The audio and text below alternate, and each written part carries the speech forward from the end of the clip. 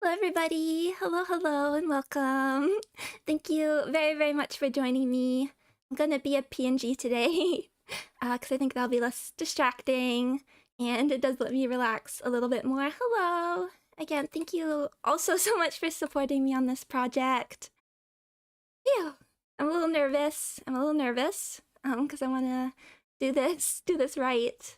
I'm excited to share what I know, what I've learned with everybody. But so if my voice shakes a little bit, once we get into it, I'll relax a bit, okay?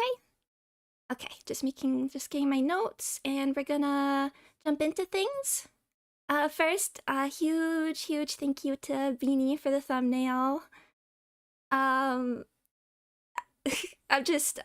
thrilled with it. I absolutely love it, and I was so excited to share it with everybody as well. At some point I'll need to show off the sketch I did. It got turned into such a wonderful work of art. And also a little bit of housekeeping. So I have alerts off, and I don't have chat on screen. I'll be paying attention to it, but I won't necessarily be responding to everything or much, because I want to focus on this as a presentation, if that's alright. But of course I'll be keeping an eye on it. Please let me know if you want like some clarification on anything. Thank you. But hello again, thank you all very much for joining me. So let's get into it. So what is the purpose of this stream? This stream is intended for people who want to familiarize themselves with the background, characters, and themes of Dream of the Red Chamber in preparation for Canto 8 of Limbus Company without fully spoiling the novel. Thus, important twists, full character arcs, and the fates of characters will not be discussed, except in the case of two characters who both die very early on, and it's kind of important to discuss that fact about them, to like demonstrate their importance to the novel and their characterization. Of course, this won't be spoiler-free. I will be talking about things that happened, but I tried to strike a balance of not revealing anything that could be treated as like a big twist or a surprise. We'll also will this spoil the newest intervalos? Good question. No. There's no real relevance there. But good question. I like the hands up emoji.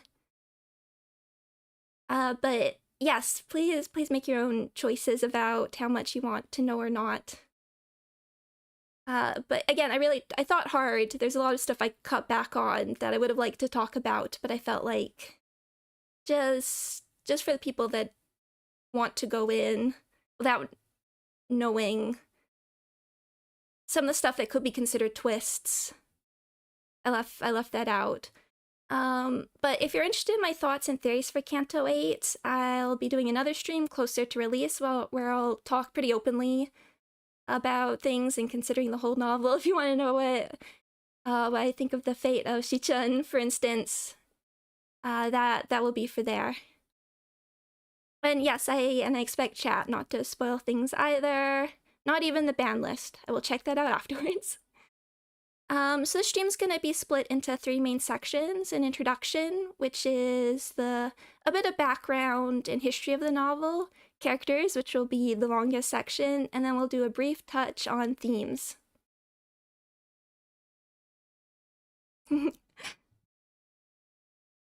So Cao Zuiqin was from, of course, the Cao family, who was very rich and had connections to the emperor. So Cao Yin, who was his grandfather, is probably, like, outside of Cao Zuiqin, the most well-known member and the one we sort of know the most about. And he was the emperor at the time's playmate, and I believe Cao Yin's mother was actually the emperor's wet nurse. And they remained close friends throughout their lives. The emperor would regularly send letters and gifts, and Cao Yin would actually host the emperor at sometimes and built like a sort of separate palace on his property to host the emperor at some time. Cao Yin had the title of Commissioner of Imperial Textiles, and this position was passed down through the family, though it wasn't necessarily a smooth transition. his son received the title at like 19 and then died only 3 years later, so he had to adopt another relative to take things on. However, the next emperor then confiscated all of the property. The official explanation was mismanagement of funds, but there's likely a sort of political motivation, particularly if you read about that emperor. The book I was reading did say, like, there probably was some money management issues, but Xiao Yun was able to keep the plate spinning, so to speak. But of course, like, the rocky transition did not help things. So this is from the introduction of the translations I was reading. They also mention, they freely use the term that the Saos are sort of unpersoned after this. Therefore, there's not a whole lot of records of Cao Zuiqin's childhood and adult life. We don't actually know who his father is. There's like 2 candidates, but there's just Cao Zuiqin isn't mentioned in any records, so we don't know. But we do know that he eventually settled in the countryside and spent much of his life in poverty. So there's a pretty clear, like, autobiographical element to Dream of the Red Chamber, with a family, incredibly rich family with imperial connections that also experienced a pretty dramatic decline. Now, for the novel itself, it was initially distributed in the form of manuscripts to friends and family. I have a picture of one here. And these manuscripts were titled Story of the Stone, I believe. I believe you can see that on the title there. And these manuscripts would, even though they're meant to stay between close compatriots, they would eventually make their way into bookstores and markets, and that's how we know some of this. And these manuscripts would have commentary on them, particularly from 2 people known as Red Inkstone and Odd Tablet, or those are the translations of the names. And these manuscripts had different chapter lengths. Sometimes they'd just be a handful of chapters, but they would always have a maximum length of 80, and these manuscripts would also differ. So likely the writing process was iterative, where Cao would give out these manuscripts and receive them back with commentary on them and incorporate them into the next drafts. And so these 2 commentators, Red Inkstone and Odd Tablet, they likely were quite close to Cao, and because they often mention that they were, like, privy to some of the events that happen in the novel. We know Odd Tablet was likely an older, maybe like a sort of father figure to him, but we don't know who they were. But keep them in mind, because the importance of this commentary is gonna come up with a little bit later. And then the first officially printed and published version appeared as the 120 chapter Dream of the Red Chamber the first one was 1791, but then another edition came out very quickly, a few months later in 1792. This was Dream of the Red Chamber as opposed to Story of the Stone. But how did this happen almost 30 years after Zuiqin's death, and where did the other 40 chapters come from? Well, this printed version came from the work of 2 men, Cheng Weiyuan and Ge. According to their introduction, Cheng spent years collecting fragments of manuscripts and gave them to Gao to edit them into a cohesive narrative. They also chose to call it by the title of Dream of the Red Chamber. And that name did not come out of nowhere. Different names are suggested in the first chapter of the novel, although it seems like Cao had a preference for Story of the Stone while they chose Dream of the Red Chamber. So that's also why the translation that I read chose to go back to the Story of the Stone. So this whole version, this 120 chapter version, is called the Chenggao version. And I'm just going to read a little section from the introduction of the 1792 version. The text of the last 40 chapters represents a patchwork of different fragments collected over the years. It is a unique text. We have no other text to collate it with. For this reason, our editing has been confined to making a continuous narrative and removing the inconsistencies. We have not ventured to tamper with the text beyond those minimal requirements. Until some better text comes along which would justify a thoroughgoing revision, we are unwilling that any of its original features should be obscured. So there's been over the years, there's been a lot of controversy regarding the authenticity of these last 40 chapters, particularly since they just sort of came out of nowhere. And there's been quite a few people that have suggested that Gao wrote them entirely himself. And there is some evidence. The last 40 chapters have a slightly different writing style. It's kind of simpler. When I was reading it, sometimes the dialogue would go into like a sort of script-like version. Some of the events are contradictory from earlier. There's a lot of foreshadowing throughout the novel, and this doesn't really pay off. However, it's never been definitively proven that Gao forged these chapters, and in I believe it was 1959, a new 120-chapter manuscript was actually uncovered. So, still, as I was researching this, I would still find quite a few people just straight up calling them forgeries, even though this has never been definitively proven. Now, one of the theories is that these last 40 chapters were, well, not written by Xue Baochai himself, were written by somebody close to him based on his drafts. Again, we don't know for sure. And, oh, also, part of some of the other reasons why people believed they were forged was that some of the foreshadowing comes from the commentary by the commentators themselves. And this didn't pay off, so there's some thoughts about what could have been the actual ending just based on that commentary. So different adaptations have actually chosen to create their own endings. There's actually some versions of the book where scholars straight up wrote a different ending that would adhere more to what they believed how the book should end. It is a bit of a fandom. But there's different plays, television shows.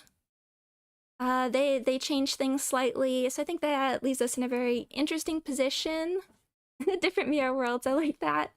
I have to say, reading it, I enjoyed the whole way through. I was surprised, because when I first learned about the nature of these last 40 chapters, I was kind of expecting something a bit more egregious, the way people described it, but I enjoyed everything. I can't answer anything about what the true nature of these chapters are, but people do consider the whole story these 120 chapters, and that's what the version I'm going for.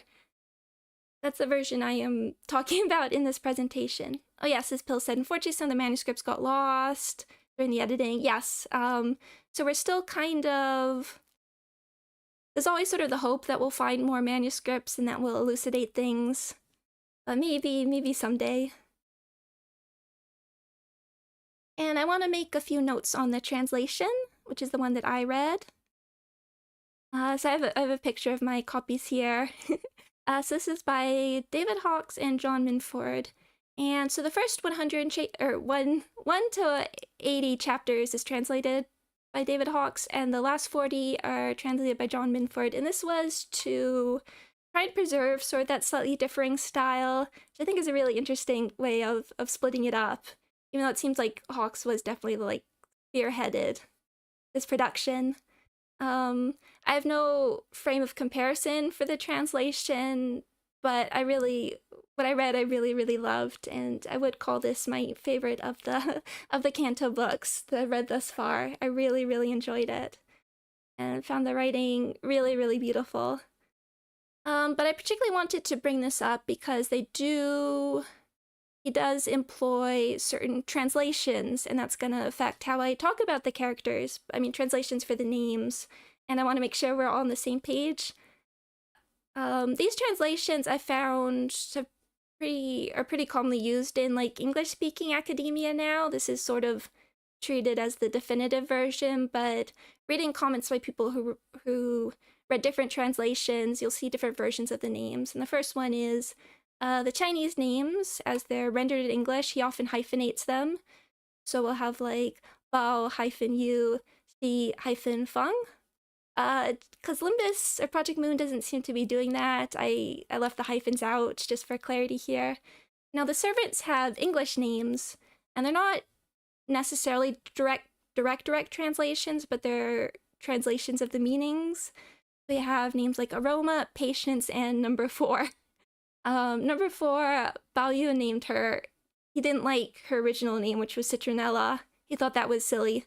They renamed her Number 4. And that's how she remained for the rest of the novel.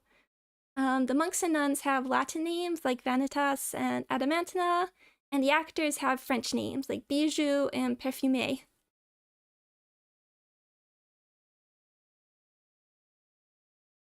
So while these are the names I'm most used to, I've included both the Chinese names as they'd be written in English on all the slides as well. I'm trying to get used to those because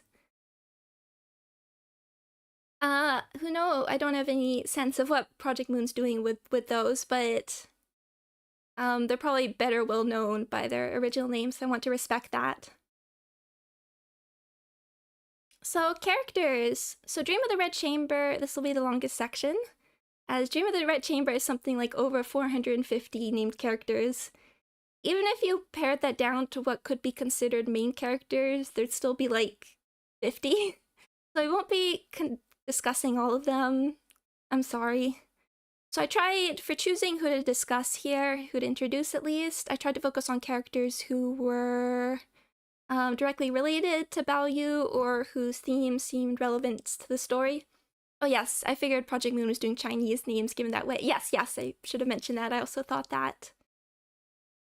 And some characters are hard to talk about because their development for some of them only happens towards the end of the book or at the climax of their arc. So if there's characters with shorter slides, that's because I didn't want to discuss like really late book events, but they do have more character than what I've put here. And what I'd say about characters in general is it might be cliche, but characters are complex with so much, I guess, page time. There's a lot of room to act in sometimes contradictory ways, which makes them very human. We have mean characters who have moments of compassion. We have the good characters who get frustrated and take it out on other characters. I'm going to read a quote from Reflections on Dream of the Red Chamber by Liu Zaifu, who I'm going to bring in a few quotes from him because he often summarizes things in ways that are much better than what I could do at this moment. So Sao realizes that people are complicated and that each of their fates conveys a variety of messages. Messages uncontainable by essentialized notions as good people, bad people, kind people, and evil people.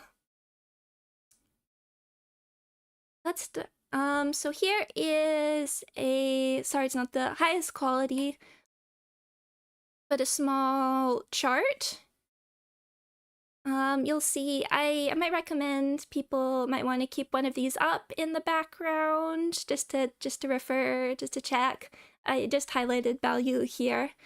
So I have the link here. I also have the link in the description, and also have a link to a very comprehensive, probably the most comprehensive family tree I've seen by somebody on the Limbus subreddit that also might be useful, but I wanted something that'd be easy to show on slides here. So this is particularly concerning the Jia family. You'll see that it's split into two halves, the House of Ningguo and House of Rongguo. Baoyu being from the wrong side. They both factor very importantly into the story. Excuse me. And they live quite close, so they're often like found intermingling, but like business is done separately. So this is not inclusive of all the characters we're talking about, but I think it might be useful to have in the background. Baby. So speaking of Baoyu, so Baoyu is the mortal incarnation of a stone left over from the construction of heaven. This stone is also sometimes in the novel referred to as the divine luminescent stone and in waiting. And so Baoyu himself, when he was reborn as Baoyu, he was born with a piece of jade in his mouth, and which he pretty much wears daily, as the family places great importance on the jade. They think it's a incredible omen and show it off to everybody when they come to visit. Often the monks want to look at it. They show them off to the prince when they're having a special visit. Baoyu is not as fond of the stone as all that. He doesn't really see why it's seen as so important, that it seems to guide his fate in many ways. And of course, he has no memory of his sort of divine incarnation. And he really likes girls. I mean, not necessarily in like just a romantic sense, but I believe there's a line that says he believes that girls, it's along the lines of, girls are the purest distillation of humanity and the men are just the dregs. And this is not something new to him. There's also a bit where they put him in, or when he's like 1, they put him in a room and with a whole bunch of toys and get him to choose them, and he goes towards like the womanly thing, so he chooses rouge. It just reminded me of the Avatar test. And he goes for the rouge. But this mainly, so he sort of, I wouldn't say he like hates men, but whenever it's sort of described like that, he just doesn't have an interest. Doesn't have much of an interest, even though he's generally polite. But the big thing about this is he's just kind to the point of self-sacrifice. If there is a maid who's in trouble and he doesn't even know who they are, he'll like put himself in front of them and say whatever trouble they're in is actually his fault. I mean, he knows that likely punishment will be lighter if it's him, but he's often like, when somebody's in trouble, just blame me. Just blame me. And this is sort of like for girls, forgoes social norms. Sometimes he takes care of the maids himself when they're sick. He offers to do their hair. He knows a lot about makeup. But it's honestly like just, and it's really considered something weird about him. It like gets brought up a lot. It's one of the first things we learn about him when he's introduced in the novel. All the family just thinks it's a weird aspect and not necessarily appropriate. But the way it like manifests itself is just in this incredible empathy and kindness. The other thing that he's sort of introduced with is the fact that he doesn't like studying. And you'll see this a lot in summaries. I want to emphasize that he particularly doesn't like studying for the imperial exam. So this exam is, yeah, it wasn't clear to me when I first read it. I had to do a bit of research afterwards to understand what he was studying for. But the imperial exam is a giant, it's like 3 days. You take it in a little cell. You have to bring your own food. And it's basically defines your future in a way. It's required to get a job, and it's very important for family social status. I've read that if like one generation does not get a good score, then that's a very, very bad thing. And taking it requires the writers to write in a very particular rhetorical structure called the octopartite, or the 8-legged essay. You can look it up. It's much more about like philosophy and rhetoric than anything else. He does not like studying for this, and a lot of people consider him lazy because of this. He's often just called lazy, and it's true, he does like to be idle. There are days where he just wants to like laze the day away, but he doesn't completely dislike studying. He really likes poetry, which is a part of education. He loves art. He likes music. So I think simply calling him lazy is a bit of a misnomer here.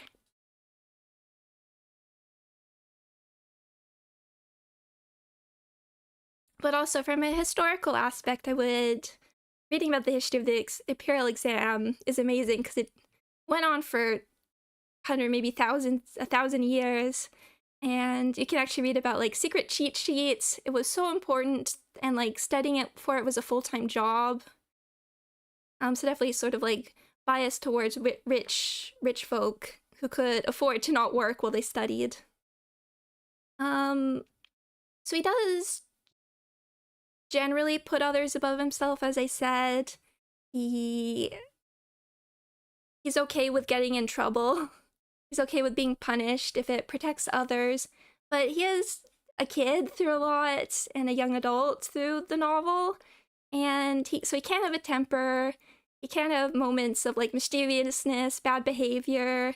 I noted that this particularly happened when regarding to his jade.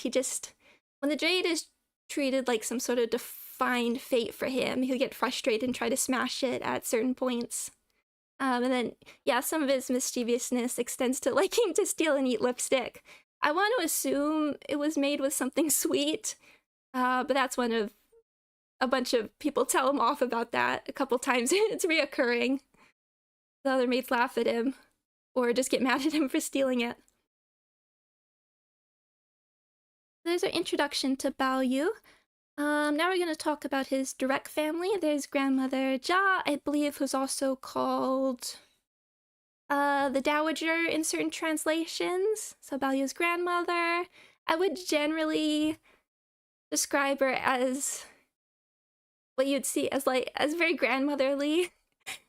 She really loves not everyone in her family, but the ones that she does, she's extremely generous to. So she does have a tendency to pick favorites among the household. Baoyu is the #1 favorite. Sorry to all the other cousins. Likes games and jokes.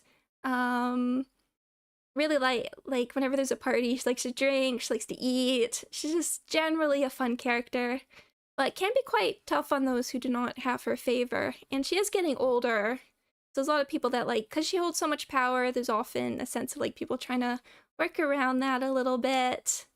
But she also just lets Baoyu get away with pretty much anything he wants, and that's sort of used by characters who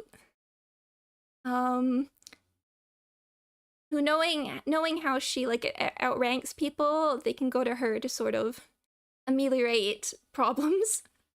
Dajeng, Baoyu's father. Just making sure my notes are caught up. Baoyu's father. So important point is he adheres to Confucian values and is extremely strict, particularly with Baoyu. And the narration at least, it does show that deep down he is quietly impressed with some of Baoyu's feats, but will not show it. And the narration also sort of tells us that he's really wants to raise a respectable heir. He, having already lost his eldest son and not really trusting some of the other men in the family, sort of views Baoyu as a last hope in a way. And sorry, excuse me, I'm trying to figure out which way I want to do this.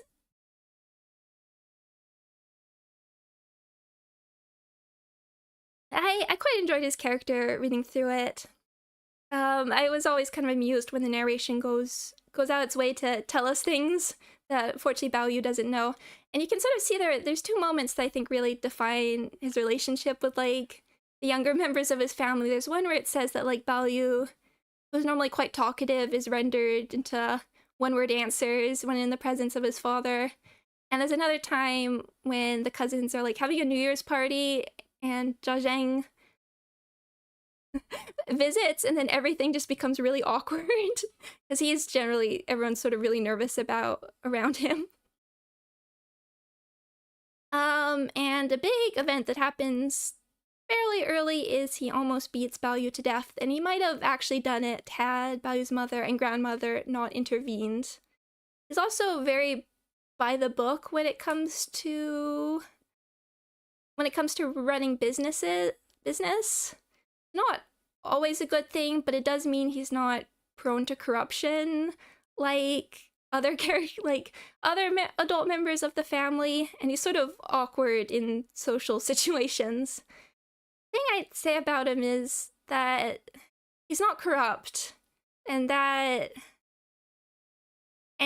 think he does care about people in his family, which is unlike some other characters, so I would not necessarily call him the worst, even if he has some, from Baoyu's perspective, he's pretty awful. Lady Wang, who's Baoyu's mother, her main sort of influence on the plot is she wants to get rid of corrupting influences on Baoyu, and this can result in tragedy. Because what do you define as corrupting influence? Um, what do you define as a corrupting influence? That's kind of up to her, and people that don't, particularly young women who don't match her standards, are going to face her wrath. She's also very doting on Baoyu. Does tend to protect him from his father a little bit. And I put down believes in the inevitability of fate. This sort of extends to the other adult woman as well, but I just wanted to put it in here. There's a character who's going through some absolutely awful things, and her thing is just like, well, maybe you're just fated to be unhappy. Which that person's like, but what could I have possibly done to deserve this? This comes up quite a few times where there's like, it's fate, so we can't really do anything to change it. Baoyu actually tries to come up with a plan to save this person, and his mother laughs at him and basically like, also, you're not allowed to do that. And I wrote down, because this is straight from the book, calling her a good woman at heart. This really came after some of those tragic consequences, and I was not particularly happy with her, but I do think it's notable that several of the younger members of the family, the cousins, do tend to go to her over their own parents for support. That seemed notable, and there are times where she does try to help people. She's just not really, if she feels like it's out of her station or it's because of fate, she won't do it, but she does have her moments. And Jia Huan, I wanted to use prints. By the way, any of the prints here, they're from Wikimedia Commons. I wanted to stick with prints, just because I like the art. I like art history, and I couldn't find one of him. You search in English, it's like all Limbus stuff, and then even when I searched in Chinese, I couldn't find one. All I could find was stuff of his actor. Poor guy. So he is the younger half-brother of Baoyu, and the son of Jia Zheng and Aunt Zhao, the concubine. And I would note, when I was first making notes, I noted while reading it, the thing I put down, he seemed to be often described in pathetic terms. He'd often be sort of described as like skulking around, displaying a hangdog look.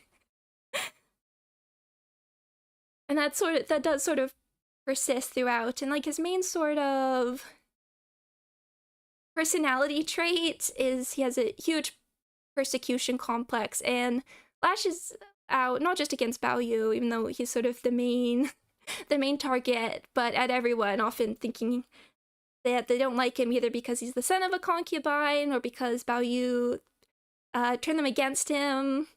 He's rude to just about everyone. One of his earlier scenes, he's playing a game and cheats, and then blames the other person for cheating. So generally, family members do not really care for him, and he blames that on any sort of external motivation rather than the fact that it's probably his own personality pushing people away. Yeah, and this lashing out, it can be quite violent against Baoyu. The two big moments are one, he was involved in the event where Baoyu's father almost beats him to death. That whole event was sort of a confluence of things, but Jia Huan definitely was sort of the match that lit everything, and he does it by lying about an event. Really horribly lying about an event Baoyu was involved in.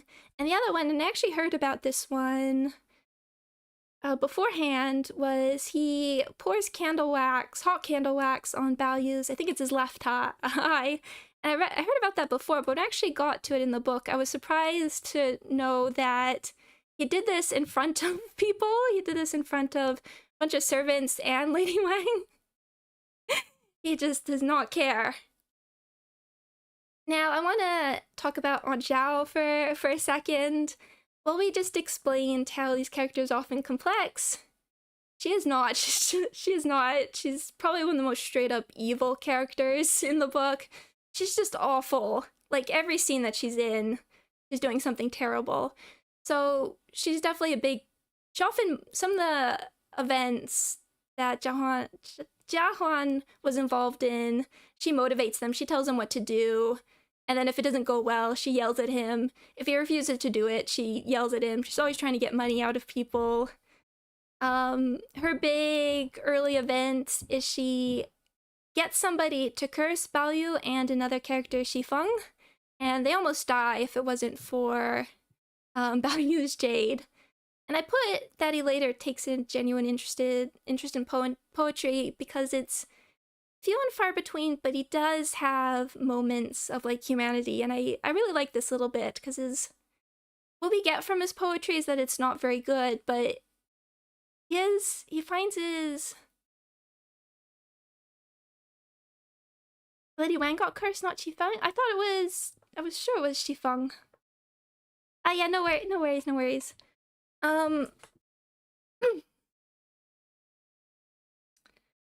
So he gets, and his poetry is sort of described as unorthodox, and examples we get aren't pretty good, but he likes it, but he does like it, and it's one of the things where I did feel a bit bad for him, because when he,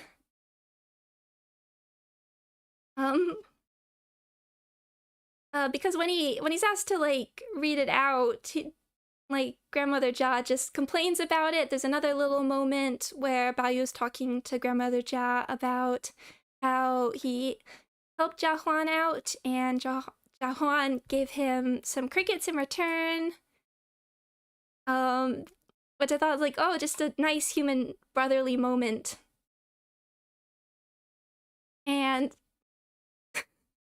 And still, Grandmother Jia just, like, yells at him, even though he's not even there, just complains about him. His father's complaining about him all the time. It deserves some point, but I was like, he just has no supportive figures in his life. But yes, no worries. I'm happy to read all the comments. Don't worry. I like your additions, Pills, no worries.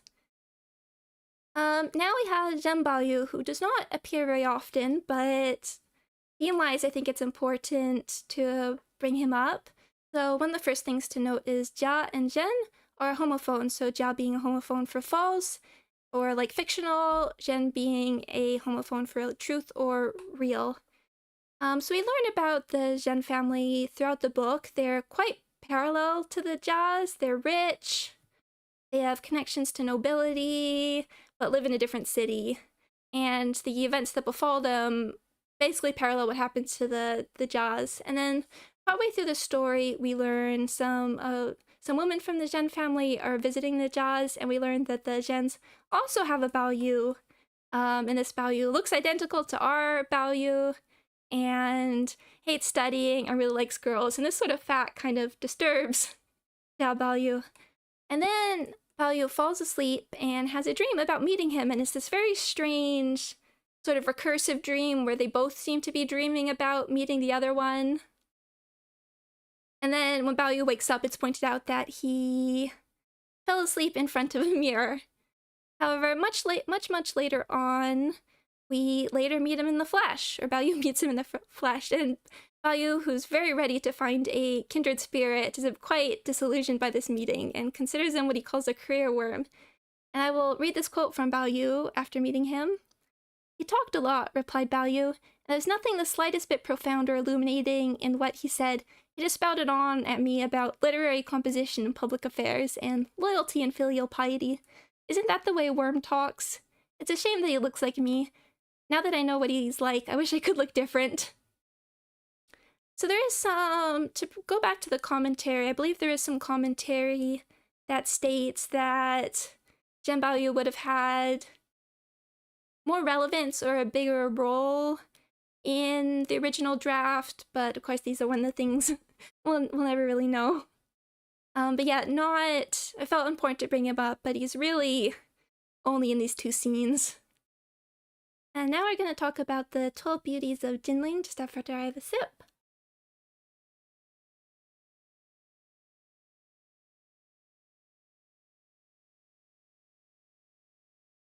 Value on value violence. Yeah, Mirror World, I definitely think it was important to bring him up there. So in chapter 5, Baoyu falls asleep and in his dream visits the land of illusion. There, guided by the fairy disenchantment, he visits offices, that's how they're described, I guess there's bureaucracy in Land of Illusion, and finds a register labeled the 12 Beauties of Jinling, which contain the 12 most outstanding girls in his province. And this register contains poems for each of these girls, or poems which are actually prophecies. So we're going to go through all of them. I'm not going to talk about the prophecies, because they do straight up spoil the ending in their fates in most cases. And they're all very important characters. They're not necessarily the characters with the most screen time, or page time, I guess is more appropriate.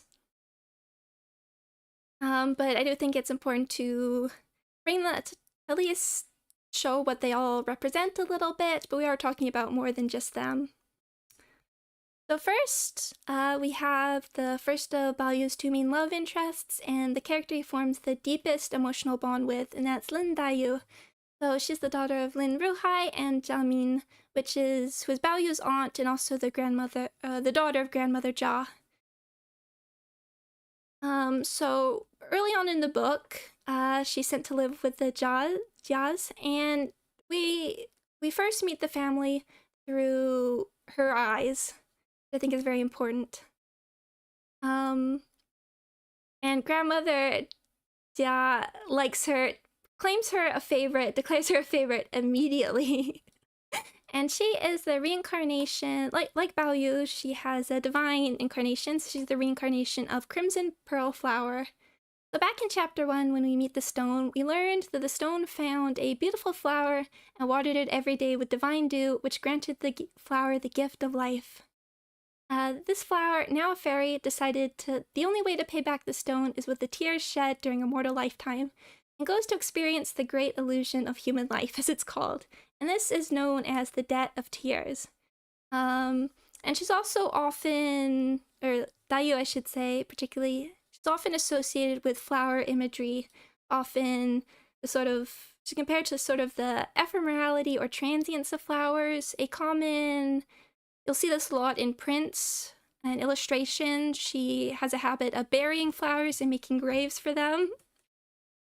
Yeah, and as the comments are saying, for the debt of tears, she cries a lot. And we'll talk a bit more about that in a moment. She's quite sickly. We learned that she's been like this from birth. It seems to be something akin to, if not directly, tuberculosis. So she takes a lot of medicine. She has to spend a lot of time indoors, away from people. There's one comment where she basically talks about how she rarely sleeps by this point because she's sick all the time. And she's often described by just how beautiful she is, and it's in an ethereal way. And this sort of ethereal beauty is contrasted to some of the other characters who have a sort of more material form of beauty. So she's smart and sensitive, but melancholic and very emotional. As I said, she cries a lot, and she's very easy to set off. I mean, she cries sometimes not just out of despair, but out of anger. So there's a lot of characters that just don't know how to handle her. And even Baoyu does this. He'll say something and she'll just fly. She'll just burst into tears and run away from him.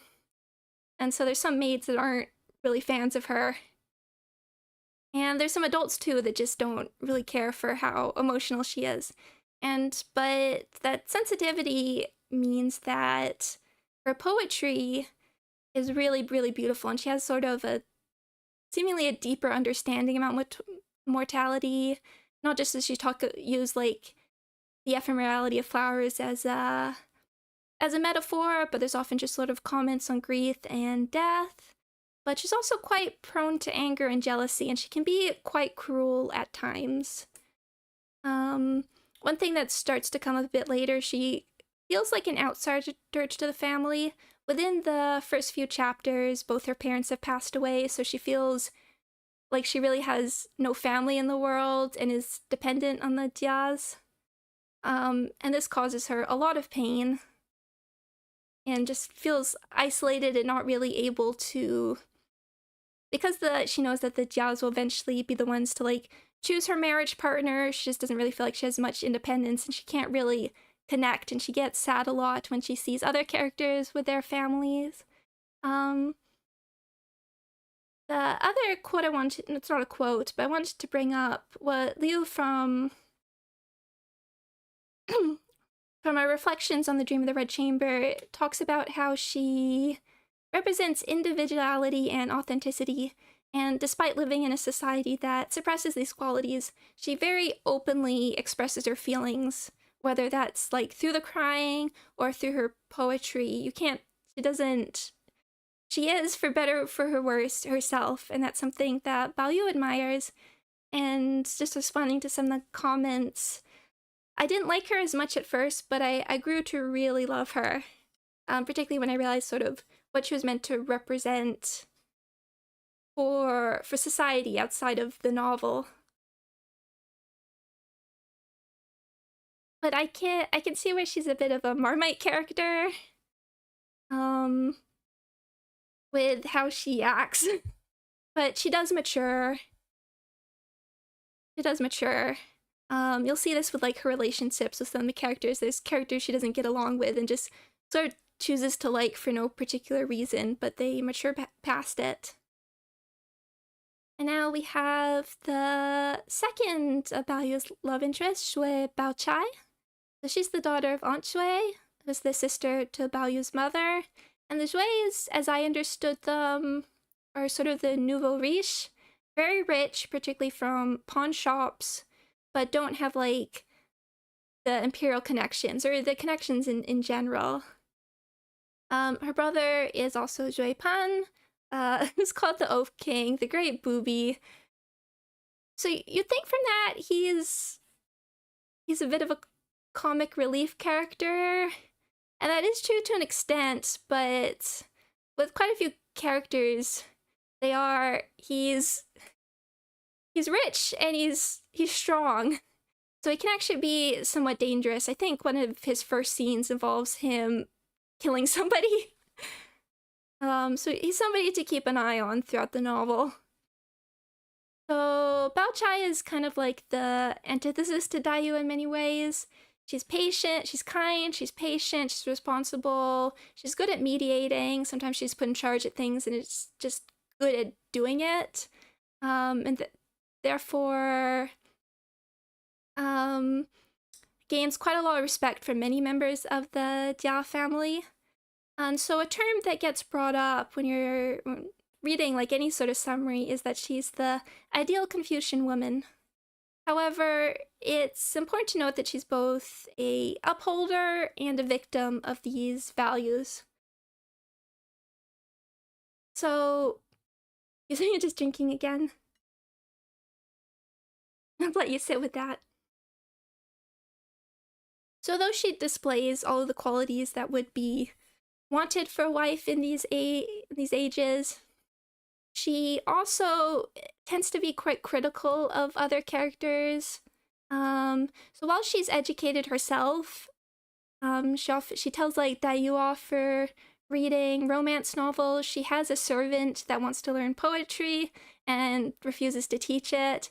She has a line from, I believe she's quoting her father, where she says something along the lines of, "An uneducated woman is a virtuous one," and she's doing all this despite having the privilege and access to this education. We also have to remember that she's coming from a society that has indoctrinated into her in many respects. She's also, as a baby, she was given a gold locket by a monk with an inscription that matches Baoyu's jade. So the term marriage of golden jade sort of gets known among the family, which embarrasses them quite a bit, both Baoyu and Baochai. And it's, while this term gets brought up, there is an equivalent term for Baoyu and Daiyu, which is the affinity or sometimes the bond of stone and flower.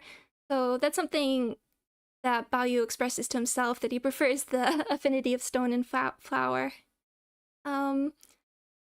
I think I was a bit critical here about what she represents, but she is a really lovely character in her own respects. So next we have Yuanchun. You'll notice that we have 4 characters who have this chun in their names. This means spring, and so these 4 characters are sometimes known as the 4 springs, or more commonly in the novel, the 3 springs, because Yuanchun isn't around very much.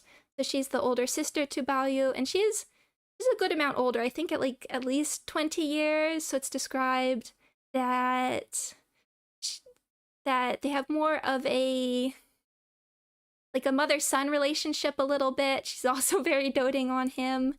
And the big event early in the novel is she's chosen as an imperial concubine, which is a huge honor. It's hard to overstate how important this is to the family. And this actually pretty much makes her the highest ranked person in the family. And it actually allows her to overrule her father's authority at some points. But she also feels really imprisoned by her role when she's allowed to express herself privately. She cries. She mentions that when asked about it, she mentions that the palace is not a place fit for humans, which is a really cutting line. That's one I remember a lot. And a very important location to the novel, Prospect Garden, was built in her honor. So when the family is notified that she's been chosen for this honor, they basically create her a whole separate space for her to live in, because she's not allowed to directly interact with men anymore. She can't even talk to her father directly. They have to talk to each other through a screen. And so she's not, you can see there's not many points here for her. She's not present for a lot of the novel. They'll receive gifts from her throughout it, but there's only a handful of scenes where she appears directly. And I just wanted to bring up this print because I really loved it when I was trying to decide what prints to use for the 12 Beauties. I went for these color ones, but this one really struck me. I used this series for some other characters, but she's the only character that's depicted like this, where she's sort of looking out, where you can really see how she's just trapped in a cage almost.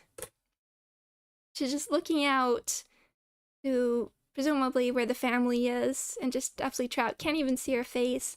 I just love how the trees are depicted, they're all sort of reaching for her but not actually able to touch her, and this negative space is fantastic. I always go back to this image and just really struck by it. I think it absolutely summarizes everything about her character here. Is lonely. And a quick aside on the Daguanyuan, or a Prospect Garden.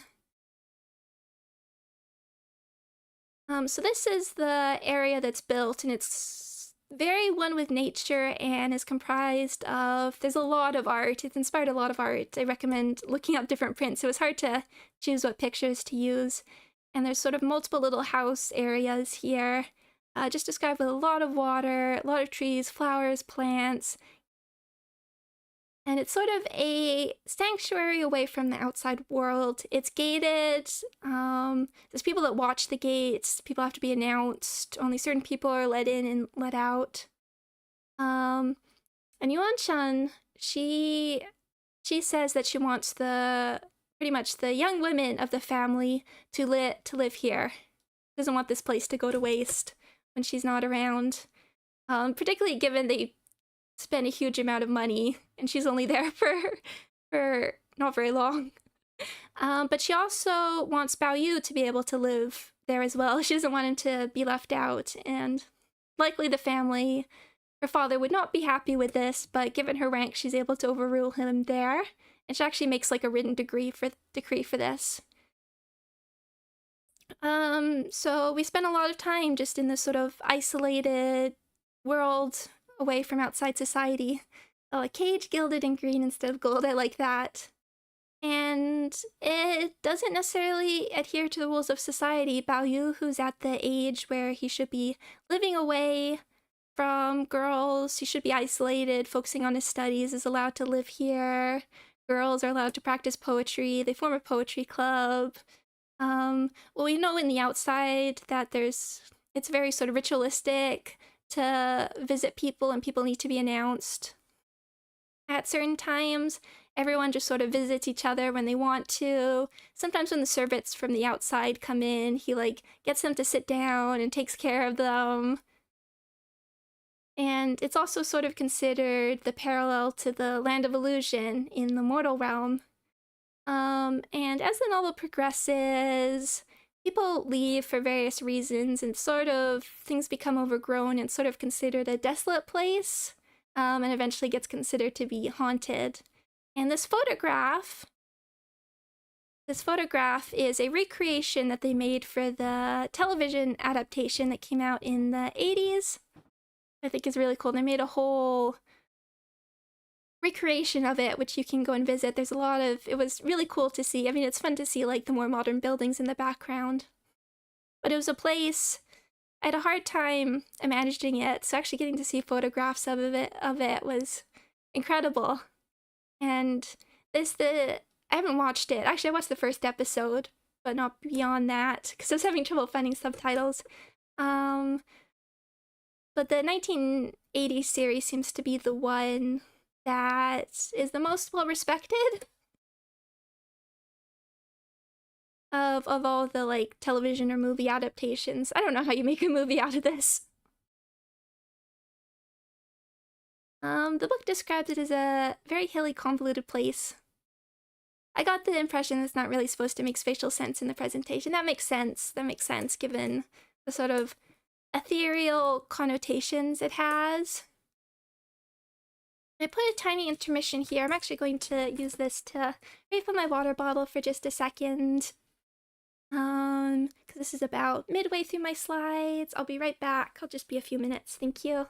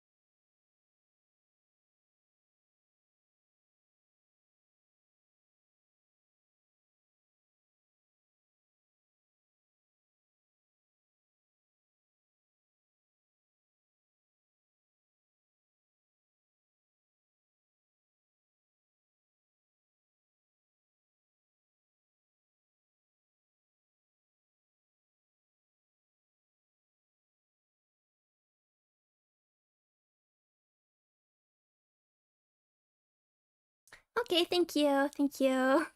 I'm really curious to watch the Apothecary Diaries too. Although I have a friend that loves it, but says the novel's better. But I was super happy for this friend when the adaptation got announced, because she was wanting me to read it forever.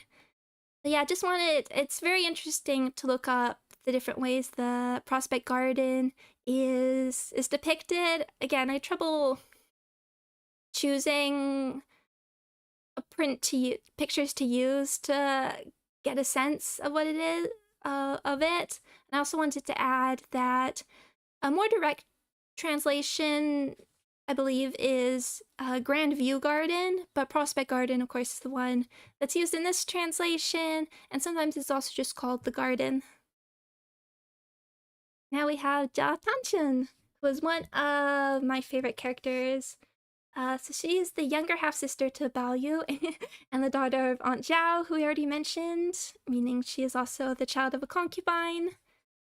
She's the founder of the Crab Flower Club, which is the poetry club that I briefly mentioned before. Yeah, Tanchun. And of course, part of the Springs. Very clever, very outgoing. She's nicknamed Rose, which I do think is one of those absolutely appropriate nicknames, because very beautiful, but is a bit prickly. You don't wanna, if you're on her bad side, she will let you know it.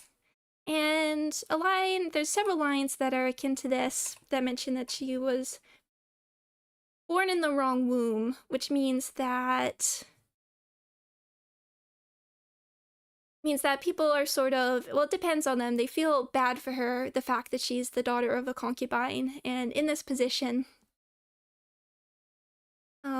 Given how smart and beautiful she is, and Xifeng talks about it a bit, and she said it's not meant to matter whether you're the child of a concubine, and for boys it often doesn't, but for girls people do treat them as lesser, so she has quite a bit to overcome.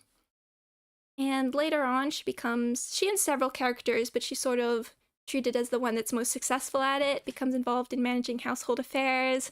There's servants that try to like trick her and take advantage of her, but she's able to absolutely able to hold her own in those respects. They play tricks, and she knows exactly what to say to like flip it back onto them.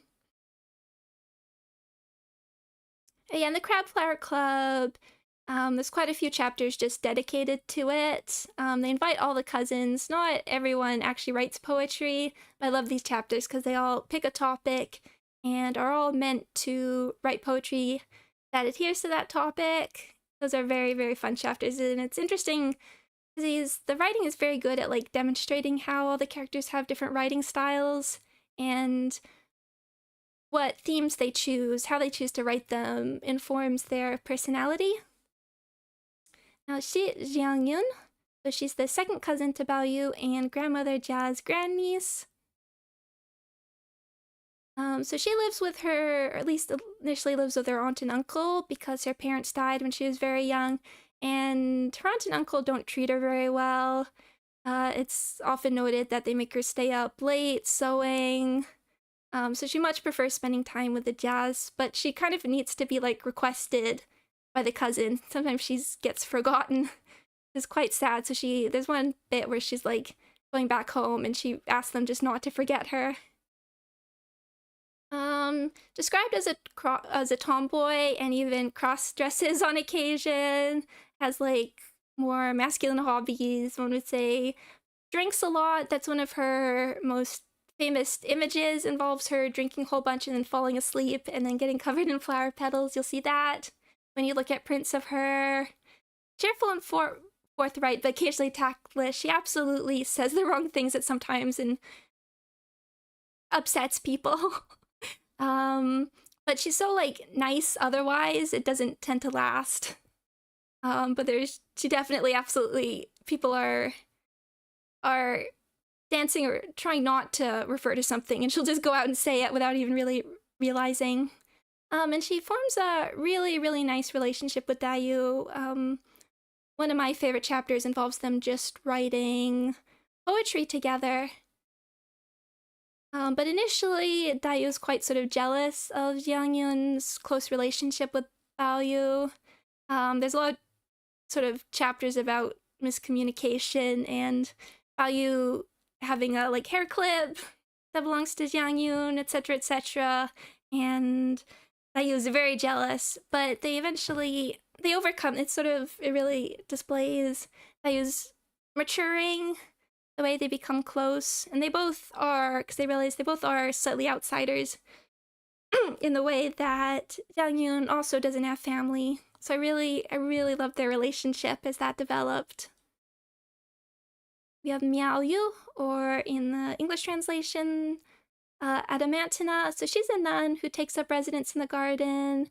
The Jia family actually patronizes, or at least owns, several like monasteries that come up, and there's a little hermitage in the garden which they sort of host a few nuns, and Miaoyu's one of them.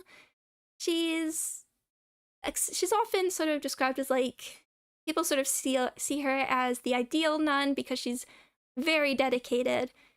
She's a bit eccentric, whimsical, but it has a really high opinion of herself. She also has a big phobia of dirt and uncleanliness and looks down on common flesh and blood that's straight from her prophecy. These things intermix quite a bit. So she does not like interacting with commoners. There's an incident where someone she determines to be a commoner drinks from a cup and then she refuses to take the cup back.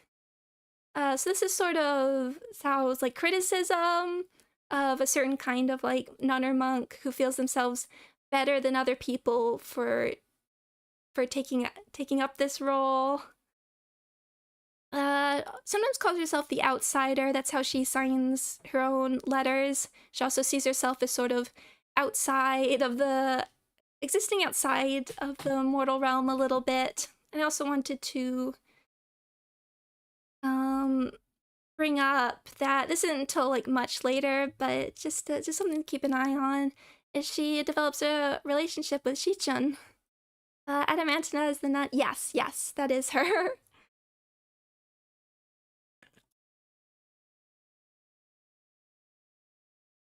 She definitely has. Oh, I should also add, she also, despite being a nun and being to sort of give up on certain aspects, she also seems to like Baoyu a lot as well. And Yingchun, she is, you can see how short her slide is. Her slide remained empty for a long time because it takes a long time to be able to get a sense of what her character is, because she's just in the background for such a large portion of the novel. But finally I got something. So she's the cousin to Baoyu and the daughter of Jia Shi. And really, the only thing that we learn about her is that she's very meek and docile. There's another character that ends up living with her and is like, realizes wants help but doesn't want to ask it from Yingchun because of how meek she is. Incredibly deferential, which is not really considered a good thing when it comes to the servant. She's meant to be the one to discipline them. So when the servants make trouble, it's sort of, she's the one that sort of gets punished as well. Really doesn't like to make trouble even. And I think the novel is a bit critical of this. Of she won't necessarily stick her neck out for people that she should. But some of the servants even sort of make fun of her behind her back because she's so meek. But there's a moment I really like between her and Tanchun, who sticks her head out for her a bit. Finally, Xichun.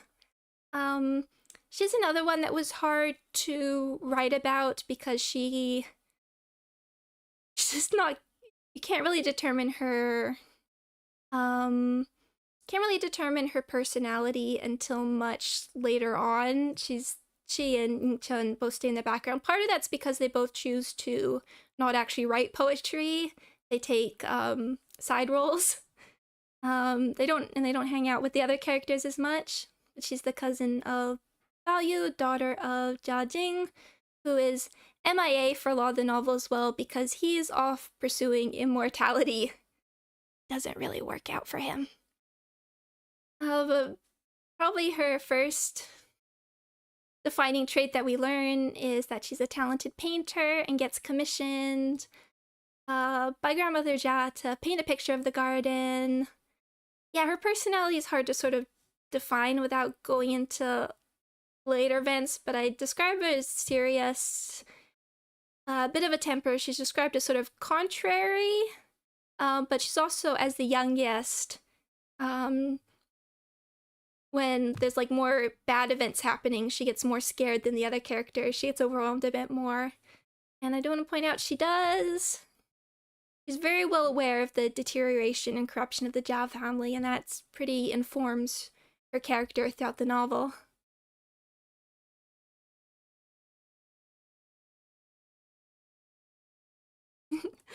And Wang Xifeng. When I was looking her up, I was occasionally referring to the Dream of the Red Chamber wiki, sometimes to like grab names and stuff. And I noticed that Xifeng had appearing before her Dream of the Red Chamber wiki was her page on the Villains wiki. I don't believe any other characters a page on the Villains wiki, which kind of should represent how she's seen by the fandom. So she's the wife of Jia Lian and the niece of Lady Wang, meaning that she is related to Baoyu both by blood and by... in my notes again, both by blood and by marriage. And we'll come back to Jia Lian in a minute too, because he's worth talking about. So she is, if Baoyu is sort of the protagonist of the younger generation, I would almost call her the protagonist of the adults. And she parallels Baoyu in many ways. She's described as sort of masculine. She has a masculine name. There's actually a moment where they're watching a play, and when the male characters has the exact same name, Wang Xifeng, and it's also said that she was raised as a boy. And she is in charge of household affairs. So she runs basically everything, and a lot of people end up answering to her. She works extremely hard to the point where it makes her sick at several points in the novel. And she's also really, really good at her job. It's sort of a recurring element throughout the novel is that there are servants who engage in bad behavior. There's a lot of servants who steal, they lie. There's a lot of bullying between servants of different ranks. So she gets described as sort of ruling with an iron fist, and I'll elaborate that in a minute. And whenever she's not in command, things do tend to fall apart. She also takes charge of Ningguo House for a little bit, and I found those chapters really interesting. She creates a new system from scratch, basically, to make things work well. But she also, with this power, allows her to do some things behind people's backs and starts engaging in loan sharking. She's also very, very clever and cunning. Again, a part that stood out to me is there's a bit where two of the cousins start talking about poetry, and they're sort of communicating with each other by the meanings of this poetry. And even though she's not traditionally educated, she can't read or write, she's actually able to figure out the meanings behind that. Maybe not like all the exact context, but able to figure out what's going on. Very good at making people laugh. And Grandmother Jia likes her a lot, calls her funny, I guess. But she's a huge mood maker. Whenever things start going south, she's very good at like disarming people, keeping the party going. And quite a bit into the novel, she develops the plan most ingenious. It's referred to that directly a few times. Ingenious idea. Ingenious plan. Ingenious is used several times. But she can be absolutely vicious and cruel. She's not afraid to slap people, not afraid to slap young servants, not afraid if they've done something bad, not afraid to be like, 70 lashes and then fire them. Absolutely brutal. And she is responsible both directly and indirectly for several deaths throughout the novel. And even at the time does not seem to regret that. And she's also quite insecure about her position. That is one way that people can kind of take advantage of her a little bit. That sort of is the cause of a few of the deaths, is by taking advantage of that. And also, like, she often worries about her position a lot because she knows just how precarious her power is and how easily she could lose it. And I wanted to bring up Jia Lian a little bit because he's not great. his like defining, he's also in charge of some of the household affairs, but is often sort of away from the household because he takes care of things from the outside. He is involved in ostensibly a bit of the money management, but she's in charge of it mostly, which is really amazing. When you think she has to get like every servant to read stuff out to her, but can keep track of that all by herself. And Jia, his maybe most defining trait is that he's always has his eyes on other women and gets involved with them, perhaps at maybe not the best times, including once when his baby daughter is sick with smallpox, once on his wife's birthday, and at one point takes a second wife during a national period of mourning, and after his wife just suffered a miscarriage. So although the two of them, I can think of some tender moments together, they generally fight a lot and don't get along, and his behavior does not help with Xifeng's jealousy issues. Oh boy. And her name, I put the burn there, her name means phoenix, and she's often described with like fire metaphors, the fire in her chest like burned. Her nickname is Peppercorn Feng, so you know. But yeah, if you're reading some of the comments here, I would call her probably one of the most compelling and fun to read about characters. She can be so fun, but also so awful. I'm super excited to see. She's gonna be controversial, I think. But she has such an important role in the novel and is most interesting character.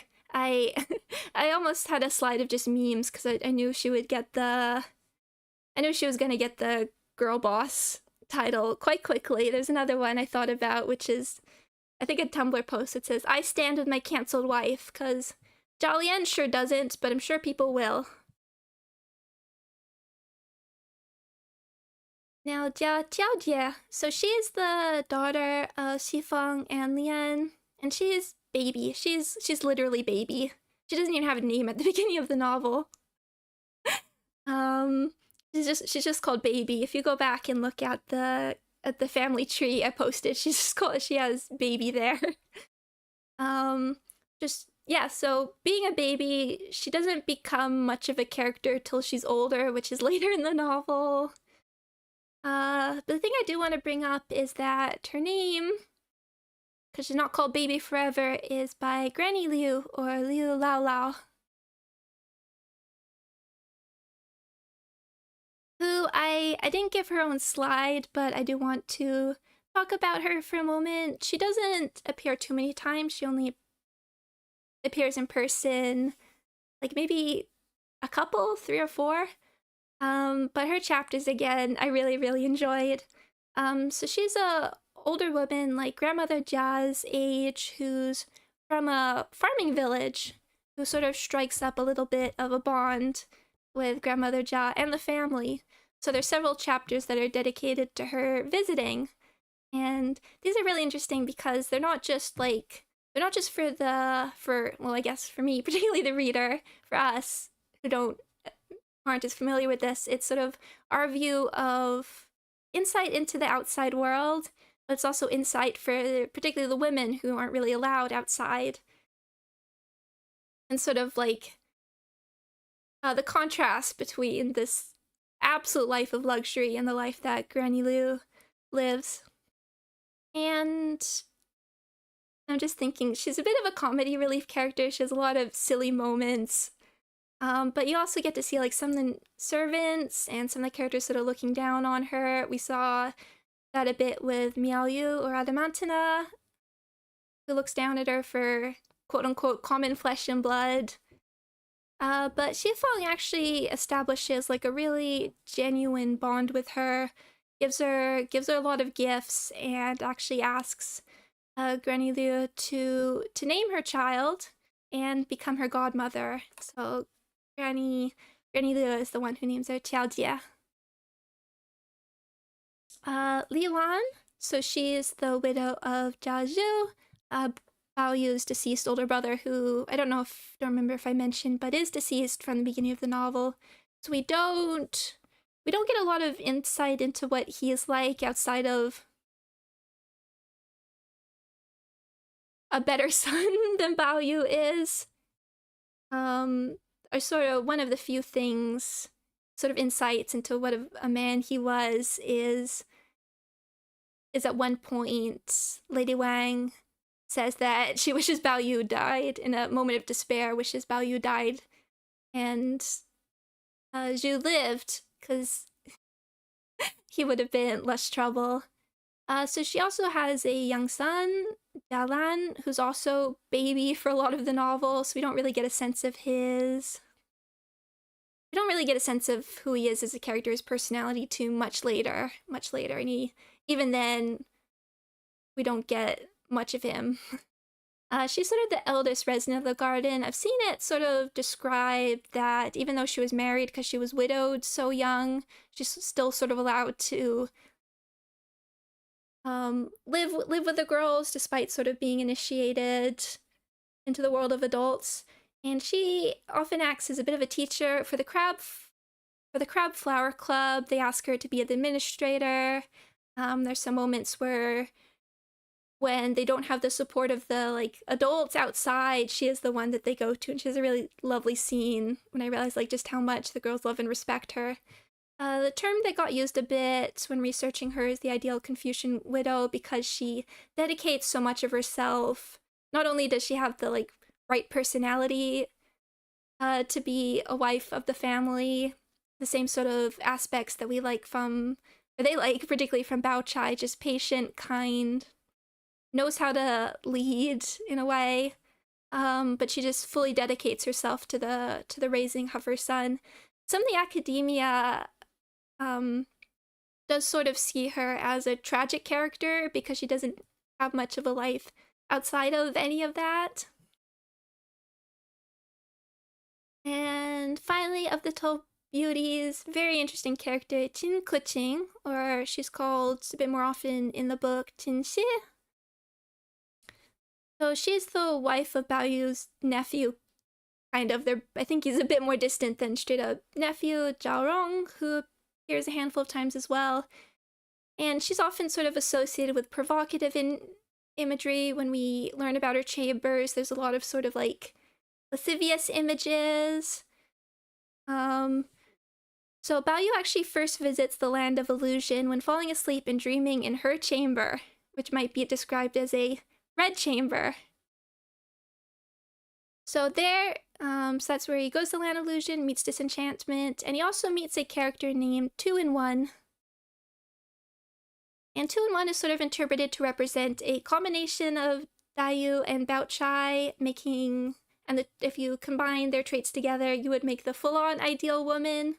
And disenchantment, particularly with 2-in-1, is sort of... They're the two characters that teach Baoyu about the art of love. And she passes away... even though she's well-respected, she's nice, she passes away very early in the novel from illness. And this contrasts with her prophecy, which implies that she actually hanged herself. Now, I particularly wanted to bring up her death.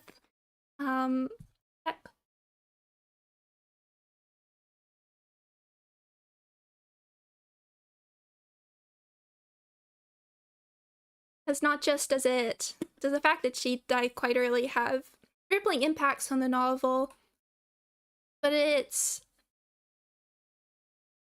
is one of the moments when we can think that things probably changed from draft to draft. Because despite the lack of page time, she is one of the most discussed characters due to the mystery surrounding her death. Her prophecy implies that she hanged herself, and also sort of discusses what her motivations were.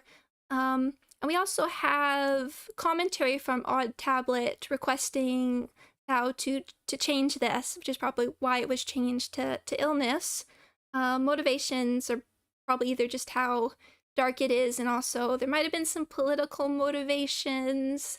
The reasoning is a bit controversial, but there's still some hints in the novel about the original plan. So some people describe these hints either being intentional or coming from sort of a hasty rewrite, because there's some weird bits. There's for instance, her mother-in-law does not go to her funeral, for instance. There's a servant that also commits suicide, which does it in a very specific way. So there's so much to read about her. Despite her lack of page time. Now I want to go over a few of the servants, because they also are really, really important characters, and there's a lot of them. We're just gonna go through a few. So you have Hua Shiren, or Roma. So she is Baoyu's maid, also as the main maid. She's also called his principal maid. She was originally owned by grandmother Jia, but later on, Lady Wang sort of quietly takes on ownership of her after Aroma impresses her. And she gets paid a little bit more, but it's also sort of implied that she does report to Lady Wang behind Baoyu's back a little bit. She's very close to Baoyu, very, very close. And being close does sort of put her, and this extends to the other servants, in a difficult position, as other servants can accuse her of cozying up to her master to upgrade her status. And she really, really wants the best for Baoyu, but in her case, this sort of manifests as her often encouraging him to behave properly and study. She's also the one that, like, tells him to knock it off with the stealing and eating lipstick.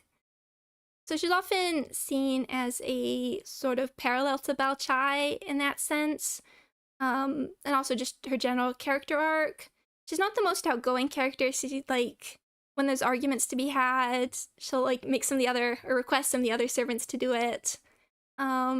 She's sort of an understated character. When Lady Wang is sort of praising her, grandmother Jia sort of calls her plain and dull, but Lady Wang is the one that sort of recognizes her drive and intelligence.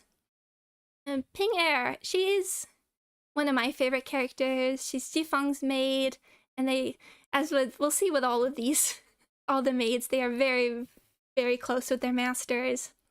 But even though Xifeng is not always that kind to her, they still share this close relationship, and they trust each other. And she is pretty much the only character that can not only stand up to Xifeng, but also Xifeng feels that she can be open with. Some of my favorite moments were just their conversations together.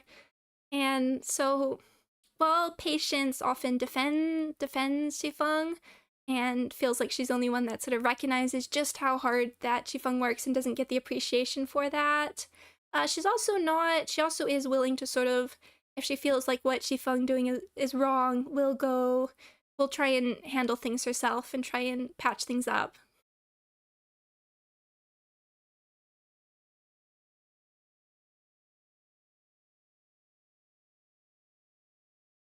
She holds being the sort of primary maid to the character that wields some of the most power in the household.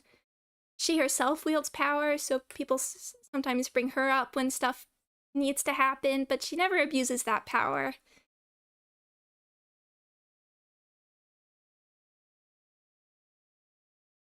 And I just found her whole story just super compelling. She's sort of somebody who's privy to a lot of, like, things that other characters aren't, and sort of tries to bear it all herself, and can't always fix things even though she wants to. But just her dedication really, really touched me throughout the novel. It was dedication, but despite being paired with, like, a character like Xifeng, she's never sort of, like, corrupted by it. And then we have Yun Yang, who's grandmother Jia's maid, another character, maybe even, like, the closest to her master, or her mistress. She just loves grandmother Jia and takes care of her really well, and grandmother Jia loves her back, not just for, like, being a maid, but she's a maid who knows exactly how to take care of her. What's the specific things that grandmother Jia makes She's also protective. Sometimes people, as grandmother Jia gets older, try and take advantage of her, and she's the one that helps protect her from that. She also, I didn't want to spoil some of the things. I almost did, but I decided to hold back. But she has some really compelling character development and scenes as well.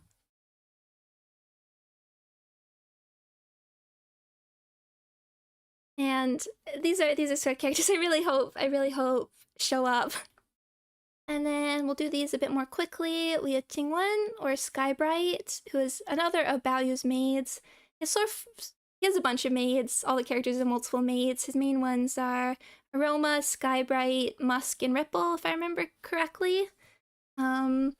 She's beautiful, sharp-tongued. She's the one that Aroma asks her to, like, help in fights, because she can just handle it so much better.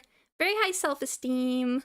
One of her outstanding traits is, like, her need to keep her dignity. No matter what is happening, she lives by her own terms, and is often seen as a parallel to Daiyu.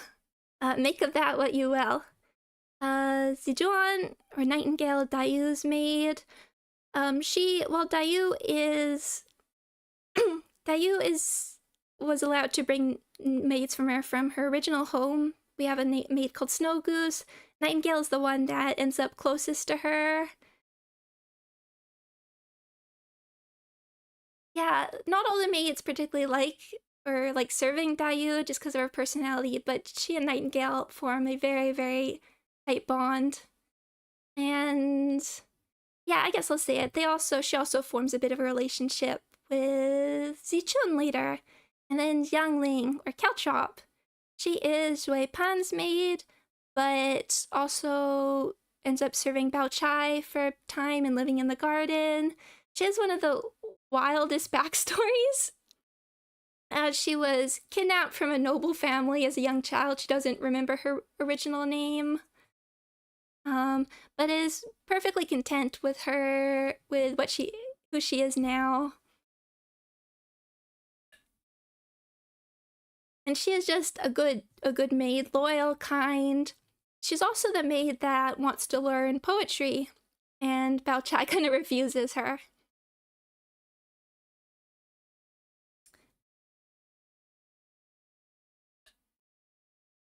Now we have Qin Zhong, who's the younger brother of Qin Keqing. He is a friend and schoolmate of Baoyu. They meet quite early on in the novel. And I put love at first sight because I'm going to read a quote from their first meeting. So, when Baoyu first set eyes on Qin Zhong, it had been as though a part of his soul had left him. For a while he stared blankly, oblivious to all around him, while a stream of idle fancies passed through his mind. How perfect he is! Who could have believed there could be such perfection? Now that I have seen him, I know that I am just a pig wallowing in the mud, a mangy dog. Why did I have to be born in this pretentious aristocratic household? Why couldn't I have been born in a family of some poor scholar or low-grade clerk? Then I could have been near him and got to know him, and my life would have been worth living. Though I am so much richer and more nobly born than he is, what use are my fine clothes to cover up the dead and rotten wood beneath? What use are the luxuries I eat and drink, but to fill the cesspit and swell the stinking sewer of my inside? Oh, rank and riches, how you poison everything! And Qin Zhong actually has an equivalent message when he first sees Baoyu.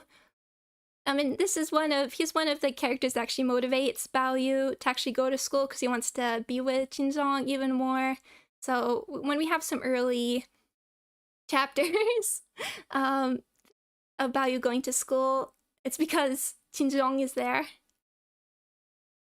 Now we have Jia Rui.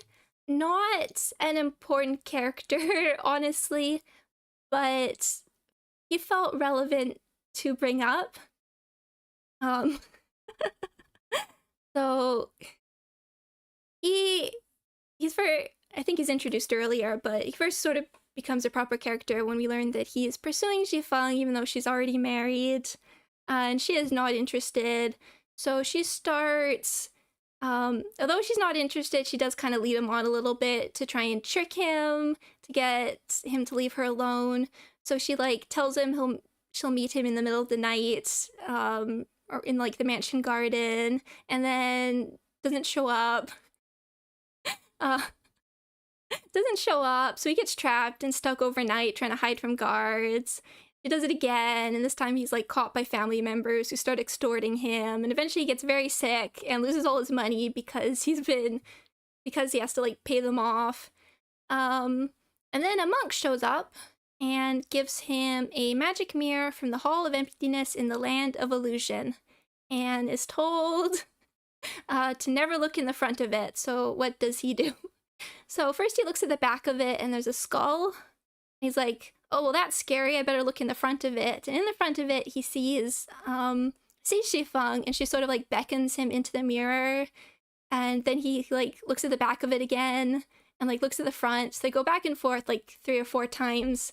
And at the end of it, she basically pulls him into, or this illusion mirror image of her pulls him into the mirror. Not ideal. And then he dies basically from overstimulation. Barely mentioned ever again, but I felt like it was worth talking about, so at least bringing this part up here. Again, could not find a picture of him. Unfortunate.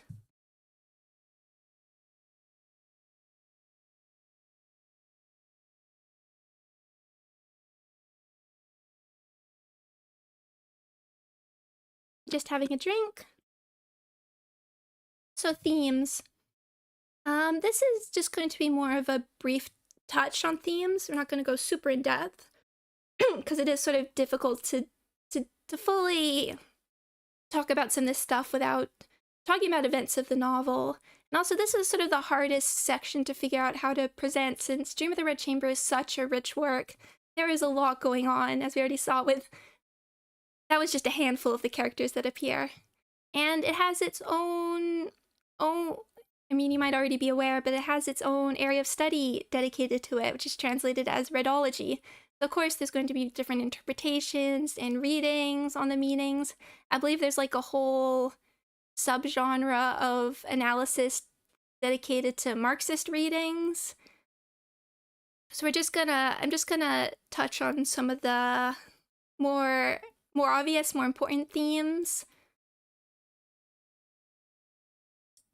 We're not gonna dig super deep.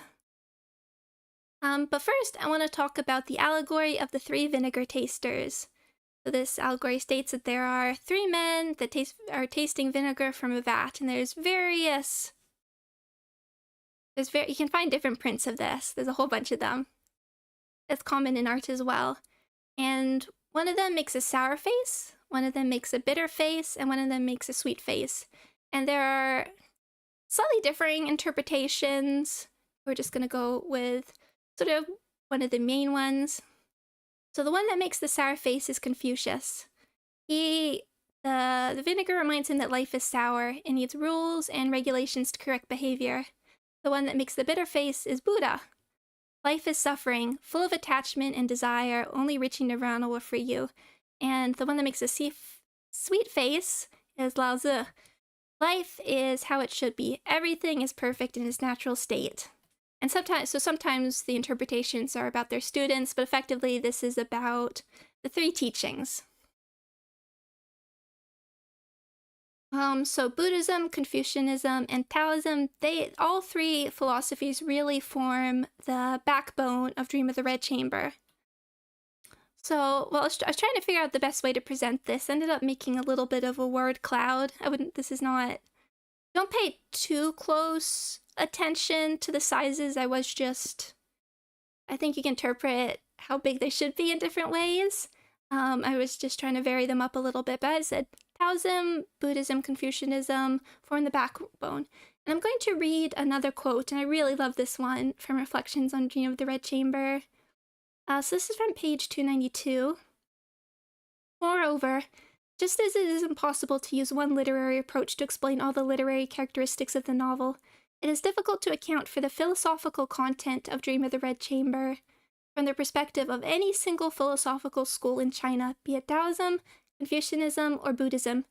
if we summarize Buddhism as an advocacy for rejecting the world, Taoism as an advocacy for escaping the world, Zen as an advocacy for contemplating the world, and Confucianism as an advocacy for participating in the world, we can find all of these advocacies in Dream of the Red Chamber. Now, if we were to choose one that the book is most critical of, it is clearly Confucianism, but I don't think some people see it as a full-on condemnation. I don't think it is fully condemnation, which is why I like that quote has Confucianism as an advocacy for participating in the world versus rejecting it. But the novel is critical of Confucianism's emphasis on hierarchy and strict social order. A lot of characters suffer from this hierarchy, so I put hierarchy as its own theme. I mean, it's definitely everybody suffers from it, although it particularly wants to highlight the plight of the young women who have no ability to choose their own futures. But of course, with these three themes, the book also explores the ways that people find liberation, whether that's through enlightenment and giving up on the secular world, through death, or even through art. So poetry, the practice of writing poetry, is seen as a way of rejecting or rebelling against these rules. And if the three philosophies are the backbone, then I would call love the heart. Sorry for the cliche there, but it is true. I would say that Baoyu and Daiyu's relationship is just as important and integral as Heathcliff and Cathy's relationship to Wuthering Heights. Oh, yes, whenever somebody mentions flow, I think about Tao Dao. Yes, I think that is definitely purpose, and I'm very curious how that sort of comes in. Whether that's critiqued or not, but I'll talk about that in a sec, because we have this whole concept of fate.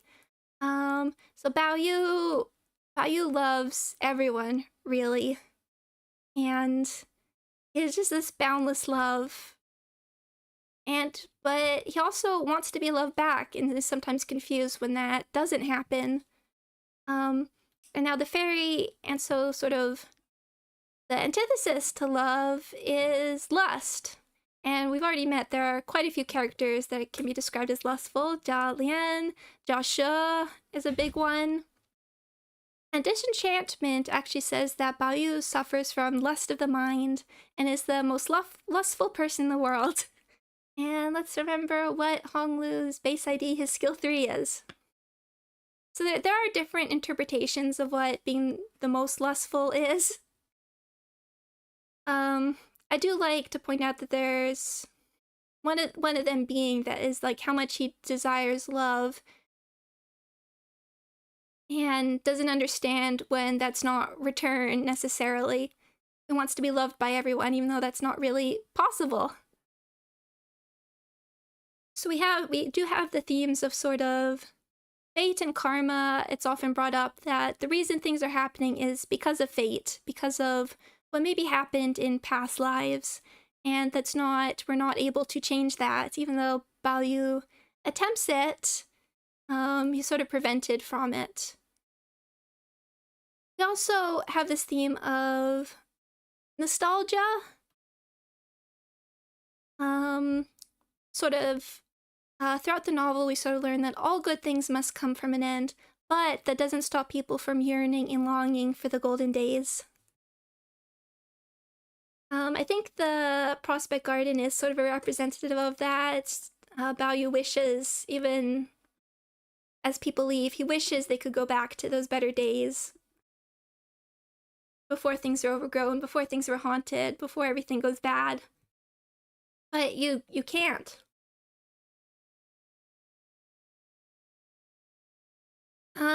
There's another scene I want to bring up. I won't quote it directly, but it sort of describes Daiyu and Baoyu's approaches, philosophical approaches to loss.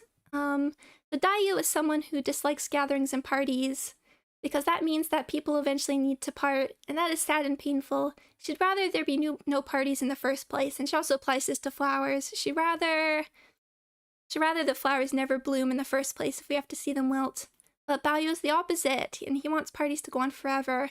And when they end, it is sad, but it can't be helped.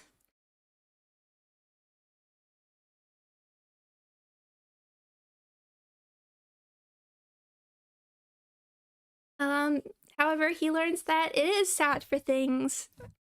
He actually contradicts himself several times despite that statement. He does find loss really difficult and also says he wishes sometimes things had never happened. And I find that like dichotomy between their two philosophies, just that one paragraph. I copied it out because I loved it. I like, what an interesting, you could turn that into a really interesting philosophical battle. And then throughout the book, there are characters that find enlightenment. Often they have some sort of awakening and attain whether a full enlightenment or partial enlightenment. And what they do is they see through that not just love, but reality, human life is an illusion, and they choose to leave it, whether by full on just abandoning it, or they choose to become a monk. And I always thought, I don't want to dig in too much into like the Limbus context here, that can save for later, but the way all these themes sort of grow and contrast with how they're presented in Limbus is very, very interesting to me. And I want to be able to discuss that later. So these are the main references I used. I want to thank Pilsening for recommending some of them. So the book I quoted several times is Reflections on Dream of the Red Chamber by Liu Zaifu. I found this particularly really great for helping like elaborate and help me think through some of the philosophy and characters. I really do think I had a deeper appreciation for Daiyu and Baoyu after this, even though I like their characters already. A lot of it is just sort of like thoughts, reflections, they're very short paragraphs on different elements of the book, and then there's some longer essays towards the end. We also have approaches to teaching on the story of the stone, Dream of the Red Chamber. This is a tome, it's like 500 pages, and it's intended for teachers who want to teach this book, but it also has a very nice introduction for familiarizing yourself with the novel. And my favorite part I found most useful was a whole bunch of like essays on historical and cultural contexts.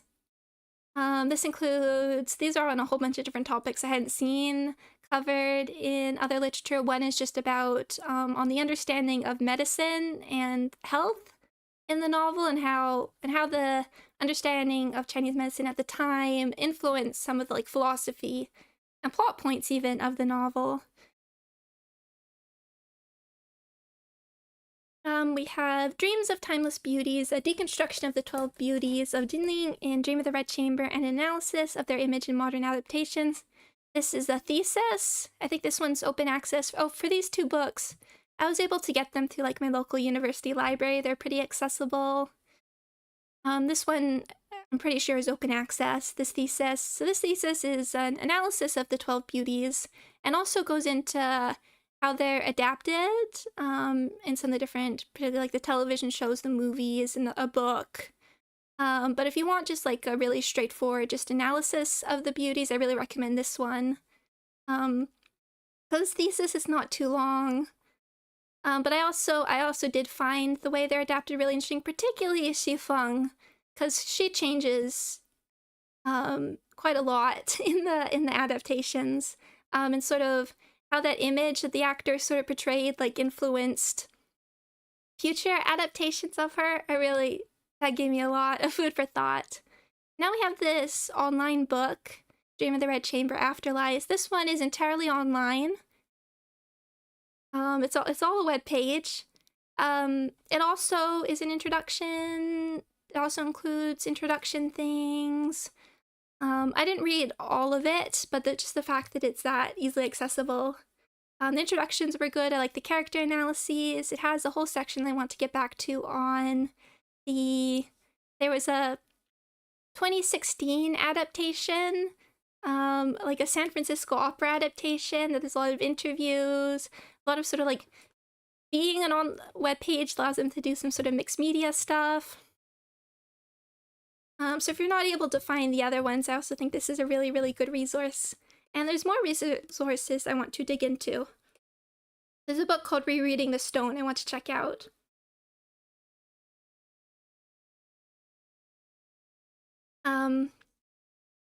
And I read some of the introductions to these early and before I read some of the novel, and I think they hold up even if you haven't read the novel and you want some of the context.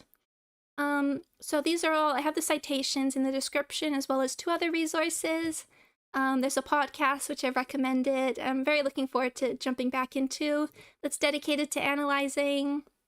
It's called Rereading the Stone as well, and it goes chapter by chapter through the book, and sometimes chapters like that get like 3 or 4 or 5 episodes dedicated to them. They go really in depth. Really, really in depth. And I haven't listened to too much of it because I was busy reading the book, but everything I've listened to is great. And I check out their social media accounts too because they post a lot of like Red Chamber memes. And there's also a pronunciation guide I found, which was thankfully really, really useful. So thank you all very much for helping with this project. I know I'm not the strongest presenter, but I really, really hope this was useful. When we're done, I'm gonna go back and timestamp things so it's a little easier to go through everything. I really welcome corrections, questions, comments, and let me know if you want like a non-spoilery question. If you want me to give like a non-spoilery or spoilery answer, I can do that as well, and I'll do my best to like okay. Thank you. Yes, let me say thank you for everything. Butters and Acadia, thank you all very, very, very much. I just wanted this to be useful to people. And if you found it useful, I would appreciate if you wanted to to share it with people. Unfortunately, I struggle with talking for long periods of time, so I'm sorry for like the gaps there. I'm still drinking as well.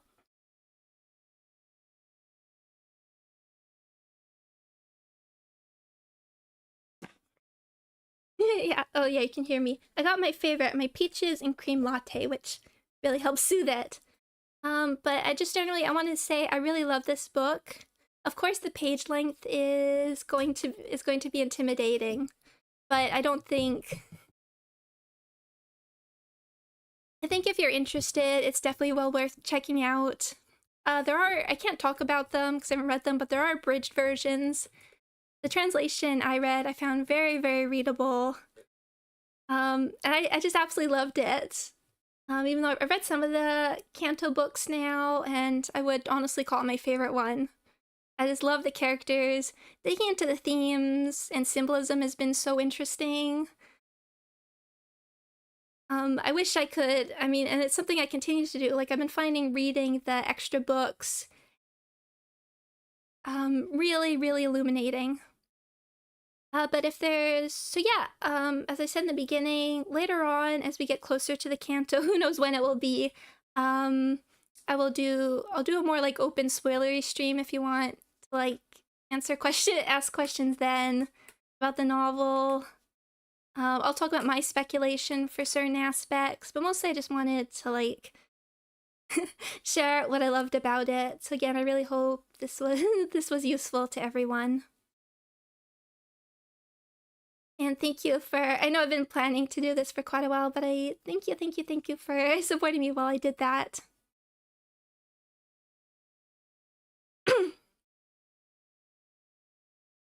And thank you for joining me here today. I was keeping an eye on the comments even if I didn't respond to everyone because I wanted to focus on getting through the presentation itself. But again, thank you. And very looking forward to seeing how this all pans out, really. And I know, of course, I didn't talk about every character, didn't talk in depth in themes, but I hope it was an okay overview. Of course, there's a lot of spoilery stuff I would have loved to dug into. I'm sure if you read it, you know what I was trying to talk around. Do you think you have a sense of what content from the book may be included or what? No? One of the things when I was first going into it as the book was like, I was thinking about how in Canto 6 they cut, even though that is like a fraction of the cast that this has, they still cut characters. I was like, I don't know how they're gonna do it. And now they've introduced new characters, because clearly Jia Chu is not a character in the book. Wei is not a character in the book. So I don't know. I'd love... when I was choosing characters to put in here, I was sort of choosing characters I feel like that are more likely to appear even in reference. I'd love for... I can see some of the 12 beauties being cut.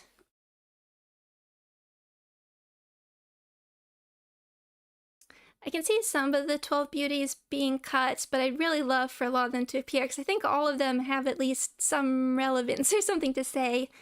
Like, if you had to, I think you could go down to just, like, the 4 springs. You could even, like, maybe combine all the parents into Grandmother Jia, if you had to. I'd rather them stay separate. But again, the question is always, what makes a good canto versus what makes like a good adaptation? I think it's more...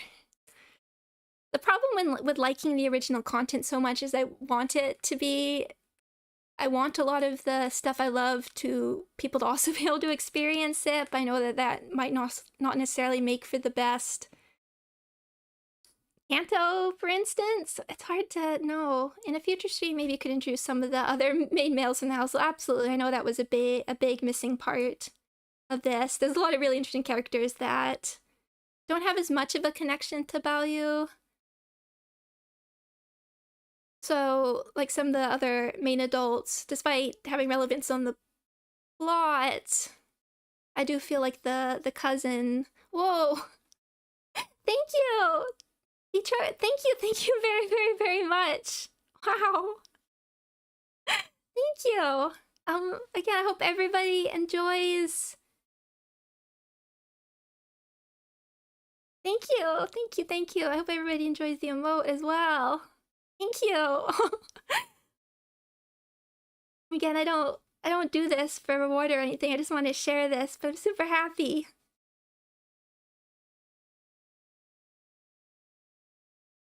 I do have to say that a character I really want to appear is Xifeng.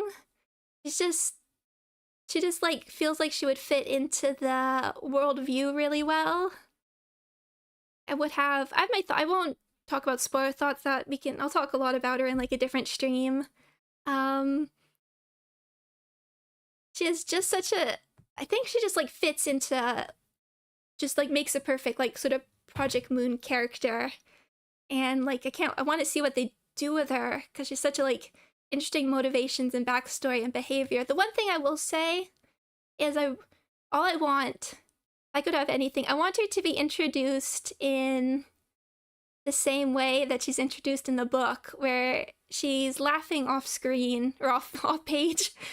You hear her laughing, like ha ha ha ha ha, and then before she actually walks in, and it's just like such a good entrance.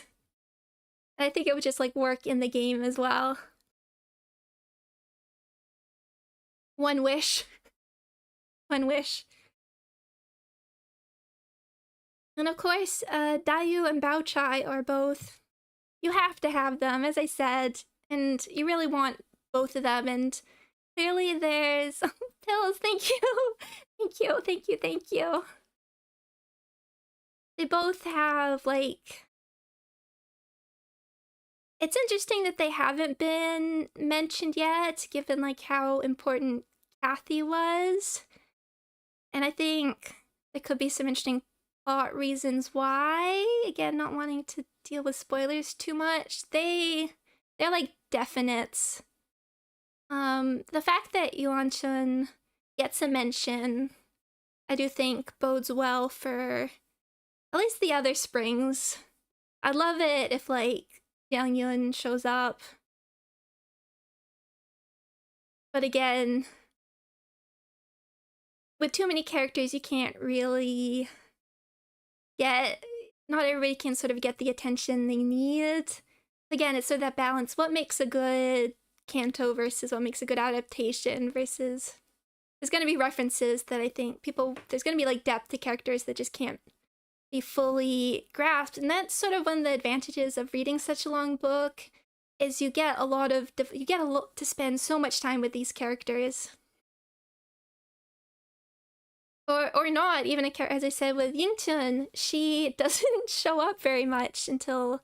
doesn't become much of a character until much later, and same with Xichun, which I think is what makes it really interesting that they chose to sort of have her be our first introduction, and is clearly going to be quite important to the canto. And I have a lot of thoughts on her, but I didn't really want to dig into, like, what happens later on.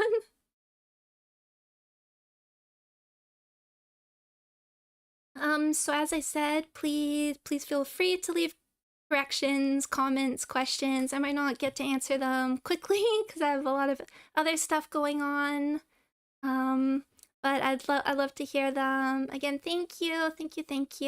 I'll try and timestamp this by either later today or tomorrow even. Question, how are you doing? I'm good. I'm super... I was actually been quite nervous the last few days because of doing this. I said I want it to turn out okay. But I'm feeling happy with myself. I'm super thankful. Everybody's been so kind. Although my throat is a bit dry.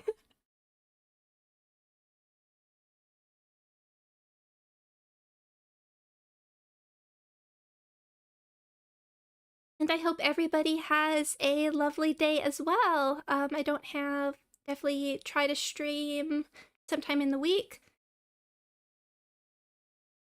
I just don't have exact plans. I feel like academics are really beautiful. I love them. I love doing this. It was no problem. I was working on this sort of throughout as I was reading it. I went through a lot of changes, but I had a good time. It was no problem. But again, thank you everybody. And I will see you again.